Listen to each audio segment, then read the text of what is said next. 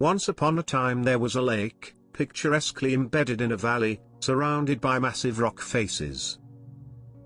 The water was blue, the grass was lush green, and there never seemed to be bad weather over the valley. However, if one pursued the plan to see this fairy tale-like place up close, a stone wall blocking the only access and several urgent warning signs advised against it. This was necessary because nobody was seen who had ever entered the valley. People disappeared without a trace. Even those who searched for the disappeared never returned to their families. It was a mystery. The impressive view from the wall did not reveal in the least what had become of the people. Over the years, people increasingly lost interest in what was happening and avoided the valley. And so the years passed, nobody dared to set foot near the valley anymore. The warning signs withered away.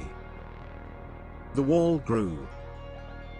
And a dangerous place that must not be forgotten became little more than a whispered tale. One day, technology and society had changed rapidly. A two-person research team, known for getting to the bottom of folk tales and riddles, decided to unveil the secret of the valley. The duo, Hannah and James, spoke to the residents of the village, from where the path meandered safely down to the valley. The residents were friendly but unhelpful. Nobody seemed to remember what had happened or how many people had disappeared. The only piece of information that every resident verified was that no one who ever made the journey to the valley was ever seen alive again. It has always been and always will be, so the locals went about their own business and avoided the valley. That fact drove James more than Hannah.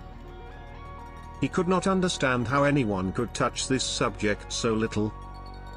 A secret, a dark one at that. Right under his nose. The temptation was great. Too large. It seemed to him that this place was calling to him. He dreamed about it. With every day and every night he spent in the village, his longing for this heavenly place increased. Hannah sensed something was happening in her partner, but she couldn't grasp it. If it had been up to her, they would have left this place long ago. She was afraid. An energy that could not contain itself oppressed her. Something bad was going on here. On a hot summer day, the time had come. James had to satisfy his craving. There was nothing more that could stop him. He had to solve the mystery. Before the sun began its work that day, the young man slipped out of the village. He tried his best to leave unseen. The road to the valley was rough and long. No bird song accompanies him, no gust of wind refreshes him. Only bare rock and dull stone until he finally saw that masonry that was so often described to him. He paused for a moment.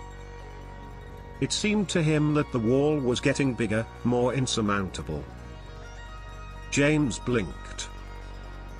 He shook his head. His imagination had played tricks on him. The moldy bricks, surrounded by ivy and other greenery, were exactly where they should be. Nothing stopped him from climbing over the wall. On the contrary, his desire to unravel the mystery has never been greater. He pulled out his cell phone and snapped a few initial photos.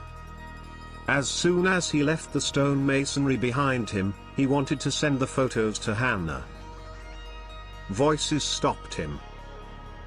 Two young women came up to him, pretty to look at, and they were beaming with the sun.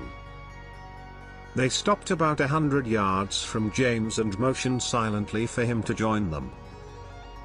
James hesitantly took a few steps. His curiosity was great, but there was something else that suddenly bothered him. He felt a darkness. Instinctively he looked back at the wall, which now seemed twice as high as before. His instincts told him to turn back.